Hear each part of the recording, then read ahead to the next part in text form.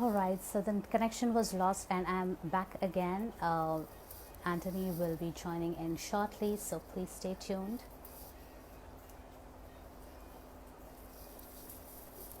Well, just to give you a quick recap, what he has been trying to tell us is we should be that category of salons who want to survive, who want to sustain themselves in the long run and make it big. And for that, you need to prepare yourself during the lockdown so that when it reopens, you are on track.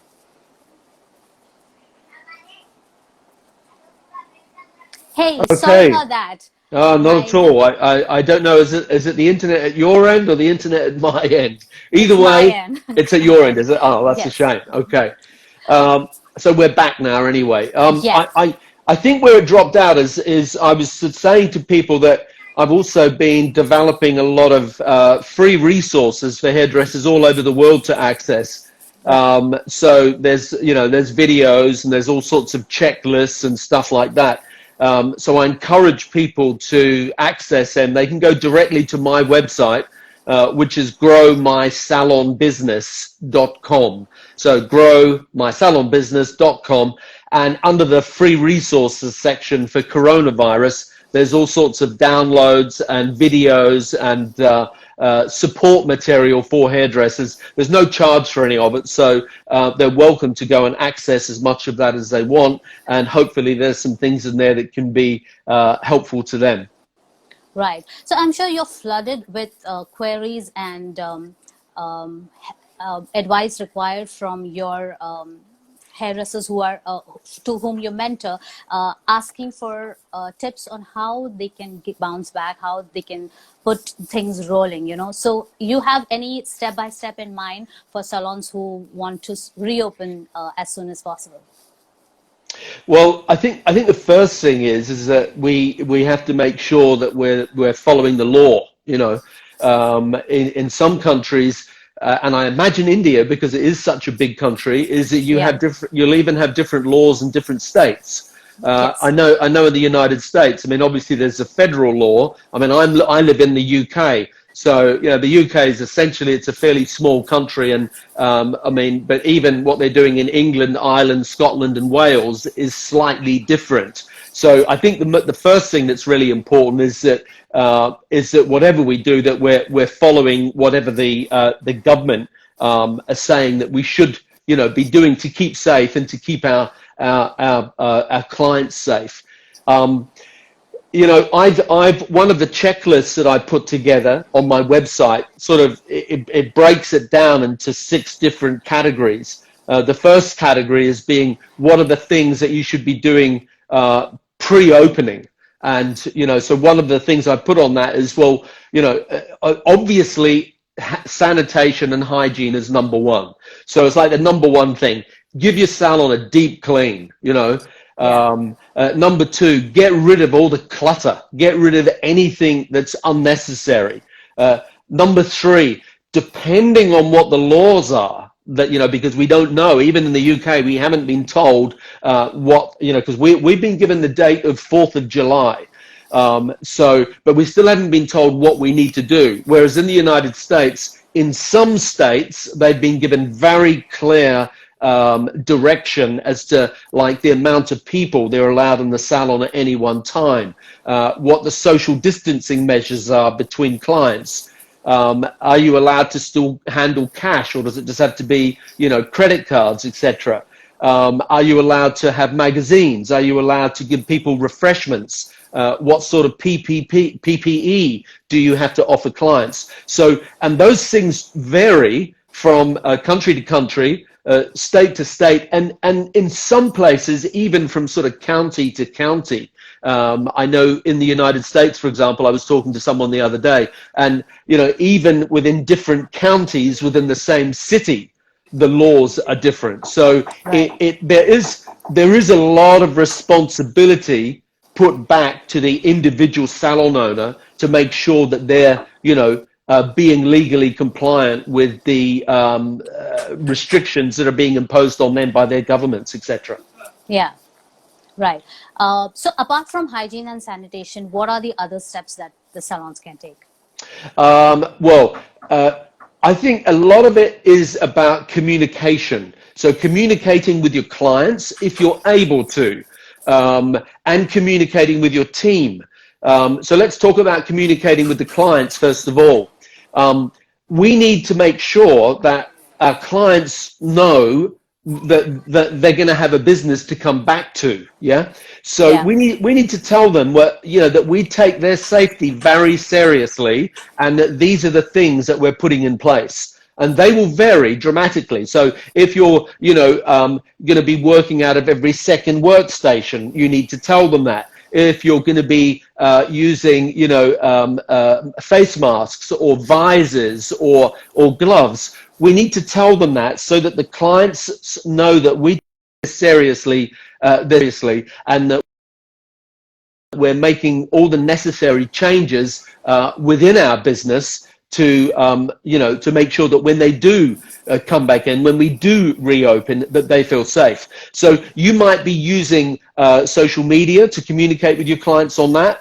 You might have email addresses where you're communicating with them. You might have a direct mail where you're communicating with them, or it might even be by telephone that you're doing that. So again, I put some resources on my website, which are some letters which basically give suggestions for sort of text that you might include, whether it is social media posts, scripts for over the telephone, on your website, email marketing, whatever. So that's the first thing. Communicate, communicate, communicate. Let your clients know that you're thinking of them, that you can't wait to have them back in the salon, and that you've been getting ready for when that can happen, and that you're excited about it, because clients are going to be fearful, and we need to make sure that we let them know that it's okay to not be okay, that being afraid is a perfectly normal thing, but that we've got their back, and that we're doing everything possible to make sure that the salon is a safe environment. So that's the first half of that question. The second half of that question is about communicating with your team. And again, this varies a lot from country to country in terms of what support your governments have been able to give small businesses and employees, and that changes a lot from who you're talking to, based on the amount of financial aid that governments have been able to give people. So our team members are at home, they're also on lockdown, and a lot of them are afraid. They're afraid for their health, they're worried about their health.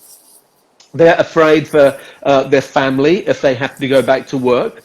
They're afraid for how are they going to be able to pay their bills because they maybe don't have any money coming in.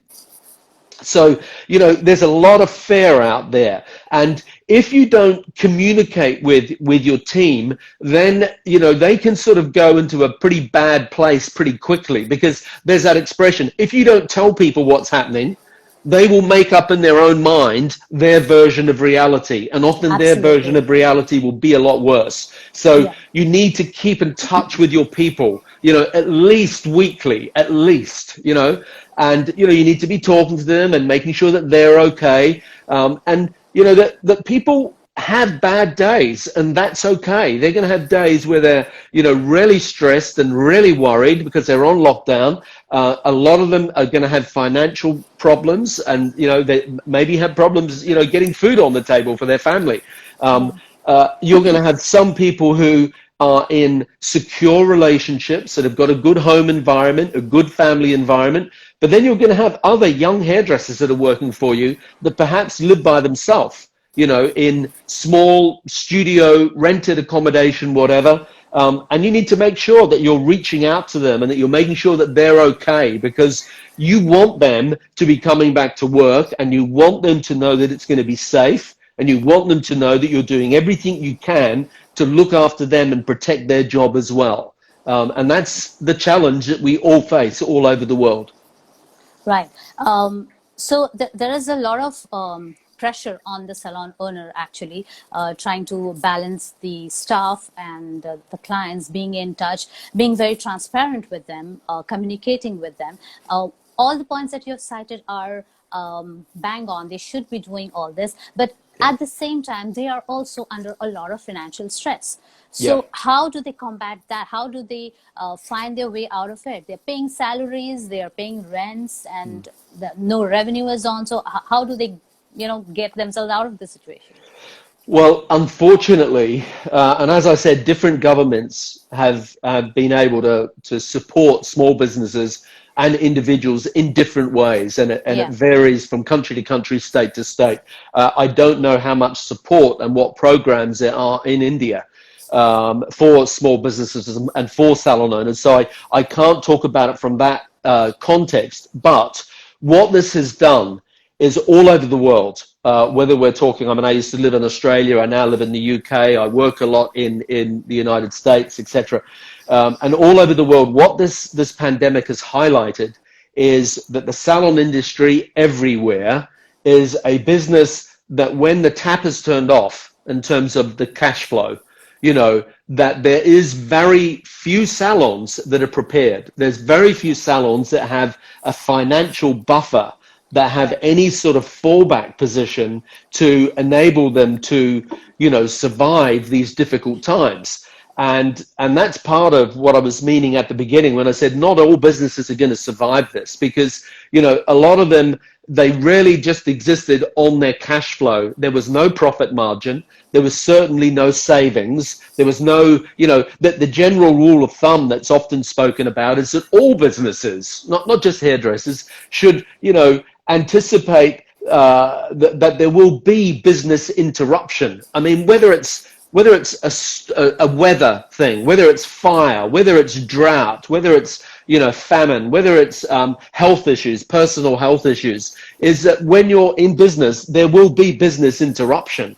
And it's not just a case of saying because of this pandemic and no one could possibly have anticipated it. I mean, when you're in business, there is business interruption, fire, famine, floods, car accidents, health issues, cancer, family issues. There's stuff that's going to happen. So, the general rule of thumb when you're talking to people in business is that you really should have some sort of financial buffer that would allow you to survive 3 months. So that you can pay the rent, so that you can, still pay the wages or whatever. And this has highlighted that even more so because there's very few salons anywhere, whether it's Australia or the UK or the US or India, I suspect, that are able to do that. And so as an industry, small business across the board, not just hairdressing salons, have been at the mercy of various programs that governments are putting in place to try and keep the economy going, because it's not in anyone's interest for the economy to collapse. Right. So all of our governments are pumping money in to try and keep businesses surviving, because when this is over, and it will be over, then we still need businesses in every shape and form, not just the hairdressing industry. So that is the global challenge. And a lot of governments are loaning businesses money, but businesses need to understand, well, those loans need to be paid back. Other governments are having some sort of combination of loans or government grants, which are effectively, gifting money to businesses to keep them afloat so that they don't have to lay all their team members off. These are the sort of challenges that people are facing absolutely everywhere at the moment. That's true. That's so true. So when the salons do reopen and they put in process all the protocols that are prescribed either by the government or by the governing councils, what are the likely pitfalls that can affect their business after reopening? Some of the things I sort of have alluded to a little bit already. I think one pitfall is not taking it seriously. I don't know, again, how this has been handled in India. From what I gather, it's been handled really well, and the people have taken the lockdown seriously. Yeah. And in India, where, cities they're very populated, there's a lot of people in India, that creates even more of a challenge than it does in countries like the UK or, Australia or whatever. So I think when we do reopen, that one of the things we need to take really seriously is that we take this seriously. the social distancing, the PPE, etc. Because what we risk is a second wave of this. And, Right. we don't want to have to go back into lockdown again. We don't want to be told that we can reopen in, a month's time or whatever, and then be told 2 months later that we've got to close down again because of the overwhelm on our health services. So Right. first pitfall is take it seriously.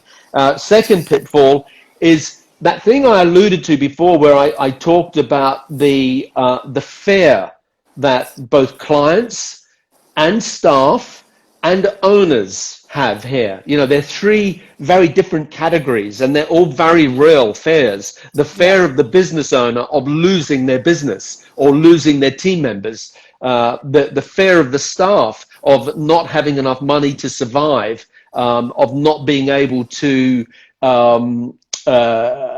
feed their families, of not having a business to go back to work to. And of course, the fear that the clients have. And, on one hand, the client's fear is those very superficial things like, oh my God, my regrowth, I can't get my hair done. On one hand, that's part of their fear. But on the other hand, their fear is, I don't want to go into a salon. I don't want someone touching my head. I don't want someone, potentially invading my personal space if it means that I might be put in a situation where I'm, being exposed to someone who might be ill. So all of those fears are very real. And so I think that, at the moment, what we're really dealing with is this health crisis. But, what's going to follow this health crisis is a financial crisis all over the world, and some degree of recession, and we don't quite know how bad that's going to be yet, but that's going to be the sting in the tail. And in the middle of all that is the mental health issues, because if you've got staff members, clients, salon owners that have been on lockdown, and all the fear and anxiety, etc., around that, which are very real things, I think that presents, major pitfalls for everybody concerned as well. And so, again, I think a lot of this is about, looking ahead and trying to alleviate some of those things beforehand. So, that sort of goes full circle back to some of the things you asked me at the beginning about the importance of communication with clients and the importance of communication with staff, so that we're not trying to make it any worse than what it is, but we're not trying to pretend that it's not serious either. We're just saying this is how it is, and this is what we're doing to deal with it, to make the situation as good as it can possibly be. Right. So you have already spoken at length about how to regain the customer's confidence by showing them that you are really serious about your hygiene and sanitation, and you're taking all possible precautions. Do you think adding certain marketing, I'm calling it gimmicks for want of a better word, like discounts and packages, is that going to help the salon? This is a difficult one, and the answer is it depends, because there are straight away, as soon as you start saying social distancing and you've got to have X amount of feet between each chair, and you've got to be giving clients face masks, and you've got to have gloves, and all this, and sanitizer. All these things cost money. Yeah. So the salon is going to be spending more money to reopen, to keep everyone safe. But then on the other hand, to comply with these social distancing laws, they're not going to be able to produce the same amount of revenue in the existing hours that they're going to be open. So, let's imagine, I'll use dollars just as a metaphor. Let's imagine that your business is open 40 hours a week, and you're producing $20,000 a week.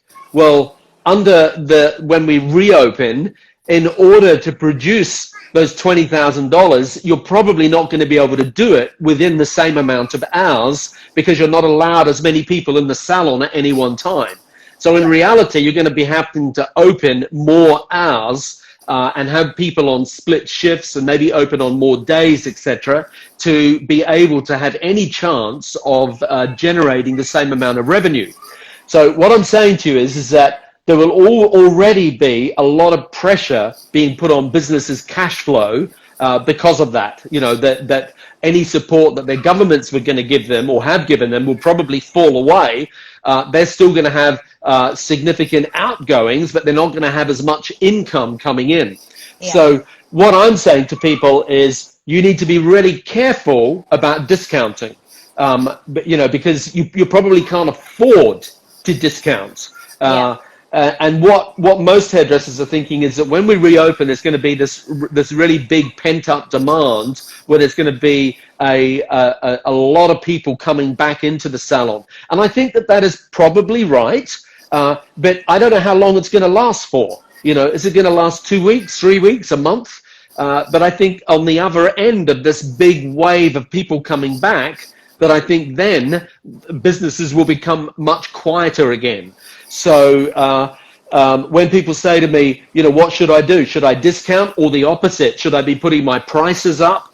I say to them, don't put your prices up at the moment, probably, unless you absolutely have to, because some of them are going to be able to afford to survive and to purchase a certain amount of PPE for a small window of time, a month, 6 weeks, whatever. But long term, they're maybe not going to be able to do that. So my suggestion to salons is that if you don't have to put your prices up straight away, hold back. You know, hold back a month, hold back 6 or 8 weeks after reopening, and then reassess the situation when we can see what's happened with the economy. And when we can see, well, how many businesses have survived, you know, what's happening with this recession, you know, what impact is it really going to be having on us before you put your prices up? Because if you put your prices up too soon, and then there's huge unemployment. I mean, again, I don't know the figures in India, but, you know, in America, they've got 36 million people unemployed at the moment because of this. That is huge for America. That's just unbelievable. So what are the repercussions going to be for that? There are similar statistics for the UK. I don't know the percentages in India, but it's going to be the same things, you know. And so we need to really see what's on the other side of this before we make drastic decisions about changing our business models, changing our pricing point, changing our marketing strategy. Again, you know, you might be told that you can't have people in the salon for more than an hour or more than 90 minutes at a time. So straight away, it might mean that there are some services that you can't do. For example, color correction. So you might have to be changing your menu of things that you offer. You might have to be offering a lot more express services to get people in and get people out. There might be some services you can do, you know, haircuts and maybe color, but then there might be some other beauty services that you simply can't do. You know, things like eyebrows. You know, things where you're very close to people's faces may just be a no-go area for a bit. You know, certain, you know, waxing services, beauty services may not be able to open as quickly as some hairdressing services. But again, we need to be guided by, you know, what the laws are in our countries and what the authorities come out and say we can and can't do, and then be making judgment calls, you know, based on the sort of business model we've got. Because, you know, we need to take that sort of thing into account as well. If you've got a high-end luxury business, you know, with a celebrity clientele, a high-paying clientele, then you've probably got more of a financial buffer. But if you're at the bottom end of the value market and you're like a budget salon, you know, there's going to be different pressures on different types of business models. So it's really not a one-size-fits-all answer for a lot of these things. And it's also a very fast-moving situation. You know, the sort of things that might have applied a week ago might be different to what's going to apply this week. And it'll be the same once our business is open. You know, so, you know, someone was talking to me the other day and they were saying they're going to rip out some of their shampoo stations. They're going to get rid of their reception area. They got rid of their waiting area. They're going to get rid of every second styling position. And I'm saying to them, hold on. You don't have to make such big physical and expensive changes just yet. because some of these things are going to be a short-term measure. We don't know what at the moment. You know, they might come out with a vaccine before the end of this year. They might.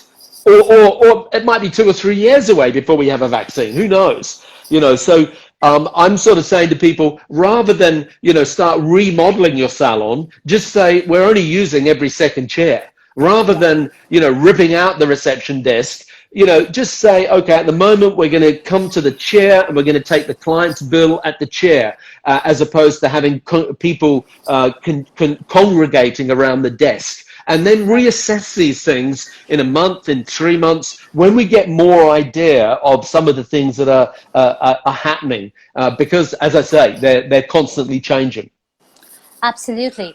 You mentioned this graph of clients rushing in the first couple of weeks, perhaps, and then the demand might fall.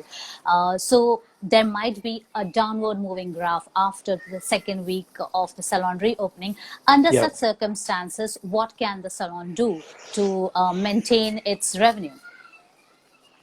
If we go back to before COVID-19, and imagine you were one of my staff and I said to you, okay, we're now going to be open Sunday. You know, we're going to be open 7 days a week. And you might have gone, I am not working on a Sunday. I'm not working 7 days a week. Or imagine you were only open 1 late night.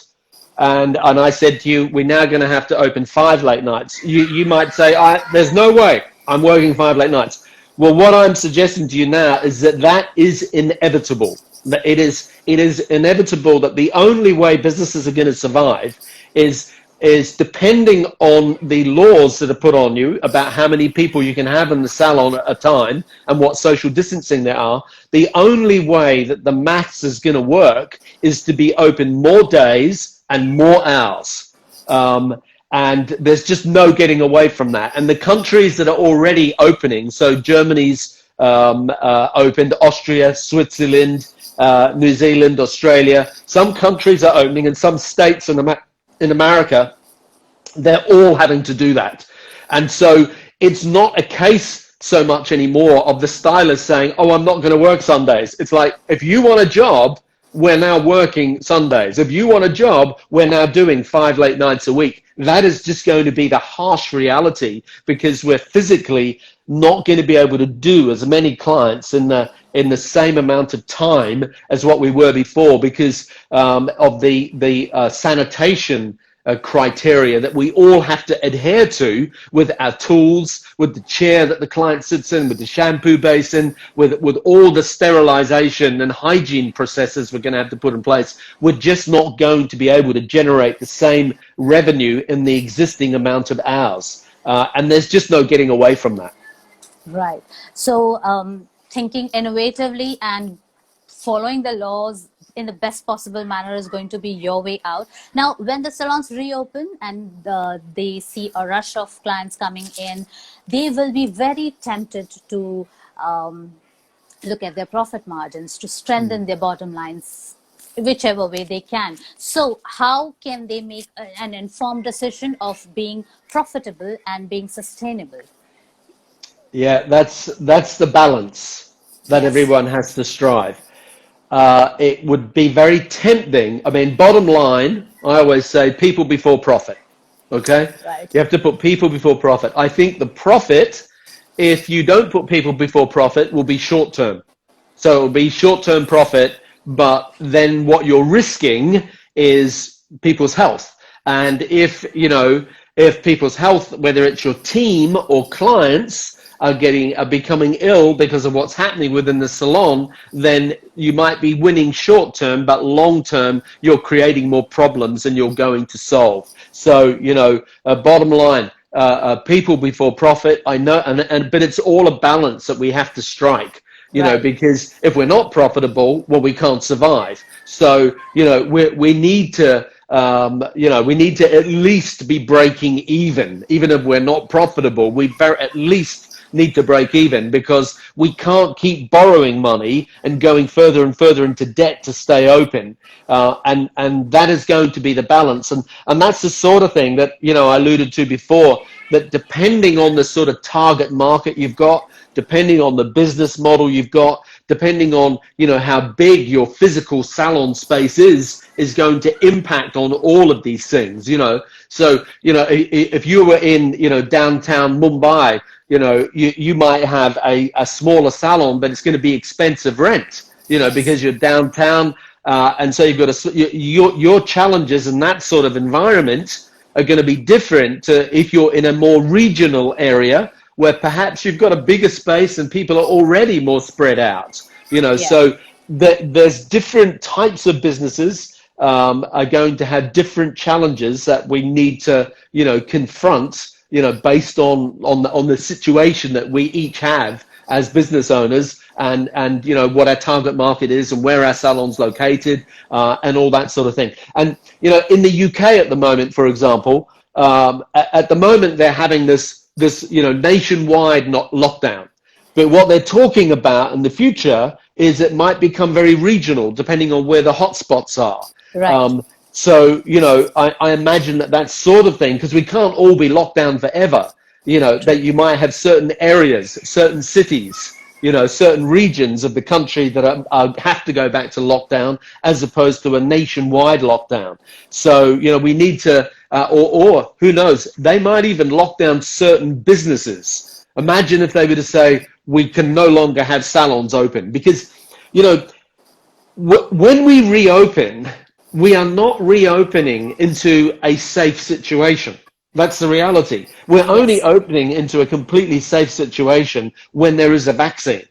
So what we're reopening into is a situation where this virus is still out there. So what we have to be doing as an industry is making sure that we are doing absolutely everything to make sure that we're putting our clients and our team in as safe a situation as possible. And if we follow all the guidelines, then, hopefully we can do that. But the reality is I can't cut your hair standing 6 feet away. I have to be touching your head. You know what I mean? And so it's that social distancing and invading people's body space that's going to be an issue for the hair and beauty industry. And it's an issue that everyone's going to be trying to solve. Yeah. Right. So actually you voice the fears of most of business owners right now, that there is a possibility that only the salon industry can be asked to shut down, which can be like really tragic if it were to happen. Do you think retail sales is something that salons should be focusing on in a bid to regain their revenues? I was focusing, I tell you what I was focusing on, a question that had come up in the feed there, which can I just answer that question? Sure, because it's a great question, and I know that it's probably a question that a lot of people have been thinking, and it's by someone who I know, someone called Bruno Mark in the UK, I believe. And as they've said to me, they've said, look, Anthony, I agree with you, but I can't function my business at 70%. Then it's a case of when will I close down? This is the reality that a lot of businesses are facing. As I said, even if we can't be profitable, we at very least need to break even. Because if we're not breaking even, then we are going bust, So, so how are we surviving? Well, it's either a debt, government assistance, personal debt, government loans, family loans, credit cards, whatever. There's a point where it's like, I can't do this anymore. And that is the danger that the hairdressing industry and business everywhere, not just the hairdressing industry, everywhere is facing. And let's face it, our governments, again, I don't know how much the Indian government is putting into it, but when you hear the figures in the United States, $3 trillion, billions and billions of pounds in the UK, well, we would be naive to think that they just are printing money to support businesses in India, the UK, America, Australia, whatever. There's going to be a payday. There has to be a payday on the end of this. So what sort of recession are we going to see? What increases in taxation are we going to see? What is the unemployment we're going to see? What percentage of businesses are we going to lose? This is just a reality of what is facing us. And there's as much as I hate to be the grim reaper and be, doom and gloom about this, that is a reality. We are living through a health crisis at the moment, and on the other end of this health crisis is going to be a financial crisis. And businesses are going to be making some really tough decisions. So, you know, like the question from Bruno there about, you know, if my business loses 30%, I can't keep it open. It's a case of, all right, well, what do we need to do? What are some of the cutbacks that we need to make within our business so that it can survive? And I don't have a magic wand solution for that, but it's looking at all our outgoings and going, what are the things that we can cut back on? What are the low-hanging fruit? So any of those expenses that you've got as outgoings, things like those apps that we all subscribe to that, you know, they're taking a couple of dollars out of our account every month that we don't even notice, or the entertainment expenses we might be running through the business, things like that. What are the things like that we can cut back on and cut down straight away? Now, that's not going to solve your business problems. The big one in every business out there is our employee costs. So, and this is mercenary, but who has to go? Who has to go? Because, you know, as Bruno Marx said, 30% down, I won't survive. Well, who has to go? So what are the non-productive positions that might have to go? Whether it's assistants, whether it's receptionists, you know, whether it's poorly performing stylists, who are the people that we're going to have to cut back on in order for the business to survive? Yeah? Because otherwise the business closes, everyone loses out. So, and then things like rent, etc. If you're a landlord, you'd rather have someone in there on a reduced rent than the business go bust and not be able to get anyone in there. So landlords need to step up to the plate. So, you know, as business owners, we need to try and renegotiate all our outgoings with landlords, with our suppliers, with our vendors, to, you know, try and reduce our outgoings so that we can survive. Because as Bruno Marx said, the reality is we are going to not be generating the same revenue that we were before. So, sorry, I went off track with what your question was, but I know the audience that are listening, no matter where they are in the world, would be thinking exactly the same thing that Bruno Marx's question was. So thank you for that. Absolutely, absolutely. So my question was actually about retail sales. Should it be something that salons should be focusing on? Yes. And, you know, while salons have been closed, it's been very difficult for them to make any revenue. And there's been two things that have been happening, and they've caused quite a bit of contention in different countries.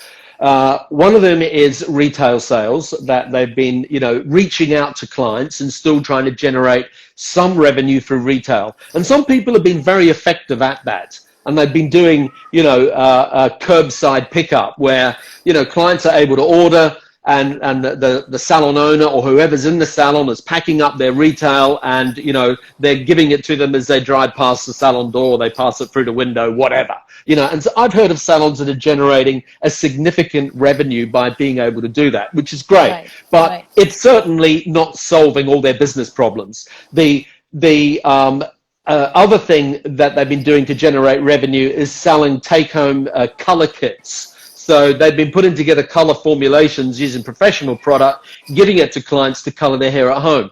And that has really split the industry in two, because some people think it's a great thing to do. Other people are up in arms about it as it's being a really bad thing to do. But bottom line is if you're a salon owner or a hairdresser and you're not generating the revenue to be able to feed your family, then, you know, you're going to sell take-home color kits, because otherwise, what are those clients going to do? They're going to go to someone who will sell them color kits, or they're going to be using box color from the supermarkets, the drugstores, whatever. And once they go in that direction, then there's a danger that they will stay in that direction and you won't get them back into the salon. So it's one of those things that there is no crystal clear answer on it. I mean, I have my personal opinions, but I also recognize that you can't be overly judgmental when people's livelihoods are at stake and they're in survival mode. In terms of retail, when salons reopen, retail has always been a good profit center for a business. And, you know, if I cut your hair and you know, blow dry your hair, do a color, you know, it's a profitable service. but for the amount of time that it's taken me to do that service, the profit margins are nowhere near as big as when I sell you a bottle of shampoo, a bottle of conditioner, take-home treatment, styling products. So, looking at the opportunities going forward, it's not a case of business as usual when we reopen. It's business as unusual, and it's about looking for what are the opportunities to reinvent our business model, what are the opportunities to generate revenue in areas that perhaps we were taking for granted before. And so, out of this will come new business models and new ways of doing business. And it's the pressure of having to survive that will make those things happen. Absolutely. Do you think, and this is a fear that most of the salon owners are right now going through, do you think home services are going to be on the rise? It depends. Again, this is a little bit country specific. In the United States, for example, there's not a lot of home hairdressing. In Australia and in the UK, there's a lot of home hairdressing. Again, it's one of those subjects that splits the industry down the middle. One of the things that, in relation to COVID-19 is that a lot of clients are putting pressure on hairdressers to come to their home to do their hair. Hairdressers are then putting themselves at risk, going into someone else's home and touching their door handles and, their surfaces, etc. Whereas at least in a salon environment, you're taking the responsibility to sterilize and wipe door handles and work surfaces, etc., etc. Once you go into someone's home, you're no longer in control of that. I would be really cautious about doing that. I personally wouldn't do it. But again, it goes back to what we said. I know there are people out there that have zero income and they have a family and they need to put food on the table. So they will do whatever they need to do. And so will it increase the home hairdressing component afterwards? Possibly. Possibly it will, but it will vary from country to country. Again, it's like, I hope you don't mind me talking in global references, but I think it's good. I think it's good to look at what's happening in different countries. In the UK, there is or in the US, sorry, there is a big movement towards what they call salon suites, which are a business unit of one. And the business unit of one it's a single room salon. It's, 5 square meters or whatever, and this is a little bit stereotypical because they're not all like this, but one chair, one mirror, one shampoo station. Now, I wouldn't want to work in that environment, okay, me personally, but a lot of people are working in that environment in the United States. It's the single biggest growing business model. It's huge. And it's starting to happen, particularly in the Australian market as well. Now, there's an upside and a downside to that model. The upside might potentially be that a client looks at that business model and goes, well, that's actually where I'd rather go post-COVID-19 because there's one stylist in there and it's their job to keep that environment clean. But, the downside of that business model is that I suspect that business model is the hardest hit financially in what's been happening, because I suspect that those businesses are less likely to be have a financial buffer and have any sort of fallback position. So it sort of swings and roundabouts as to which business model is going to be better. Some of them might be better financially. Some of them might be perceived as being a safer in a post-COVID reopening world. And it's difficult to make generalizations across the board about that. Right. Anthony, there is a question from a viewer, which I'd like to take up now. He wants to know if there is any salon model of a salon that has reopened and is working around successfully that we can look at and maybe replicate. I think at the beginning, so it's interesting. Different countries have already opened, which is good because we can Yes, do exactly what that person's asked. exactly. We can look at what's happening elsewhere and what's working and what's not. And one of my coaching clients, he happens to be in Australia. I have a few coaching clients in Australia and the US and the UK, etc. And he, at the beginning, was, he was one of those people who was going to rip out the reception desk and rip out styling positions and all that. And everyone was going to have to be, face masks and visors, etc. And sometimes there's a little bit of hysteria. There's a bit too much hysteria about what this is going to look like in that when we do reopen. And I think that we need to be careful about creating any more hysteria about reopening in a post-COVID world than what is absolutely necessary. So he was originally going to be opening with everyone. If you came to work by public transport, you had to change into work-only clothes, including shoes. You weren't allowed to wear your the same clothes that you commuted in. Your clothes at work had to be laundered at work and ironed, etc. at work. Likewise, all the staff had to wear visors and face masks, etc. Now, in reality, that's what he was putting in place before he opened. He opened with that in place, and already now 2 or 3 weeks in, he is slackening off on that. But some of this is also relative to seeing what's happening in the market. Do you talk in India about the R number having to be below 1? I didn't get that. R number in what sense? There's a number that all the scientists keep referring to. They call it the R number. And it's the R number. I'm not a scientist, but basically it's a number that talks about the rate of infection. And it needs to be below 1, this magic number. And if that magic number is below 1, then we're heading towards a climate where we can more likely reopen. But when it goes above 1, then it's spreading very quickly in the community.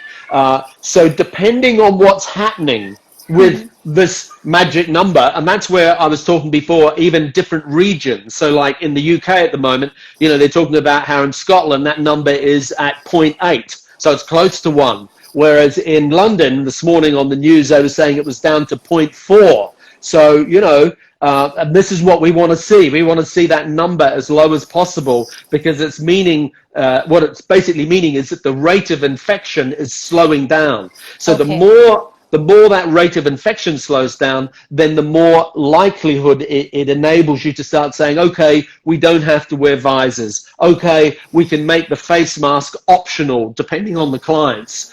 Okay, or we can slacken off on those things. So right. In answer to the original question, I would definitely go with following the law at the beginning. It's safety first. Safety first, hair second. I saw an expression the other day. It said, safety is the new luxury.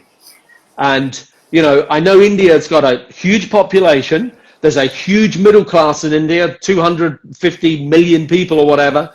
That's a lot of people. And those people want safety. Yeah. Safety is the new luxury, no matter where we are. So, the business model and the things I would put in place would be all around making our clients and our staff safe. Because when we do that, that's our best marketing at the moment, to keep our staff and to keep our clients and to keep this virus under control. Right. So, Anthony, I think you have answered all my questions, and we've taken quite a few from the audience as well. And I hope whatever you have enlisted is of great use to salons out here. They are able to put it into practice. But what I gather from your answers is that it's each to his own sort of a situation. You need to look at what is happening around you, what your government is saying, how well are you able to sustain your salon, and then take your decisions accordingly. Am I right? Yeah, I think definitely. I mean, again, if I go back to the checklists and stuff that I've got on my website, etc., I've tried to populate them with as many what if scenarios as possible. Right. And to do all of them would probably be overkill, but you need to ask that question of every single thing. You know, are you going to have cash or not have cash?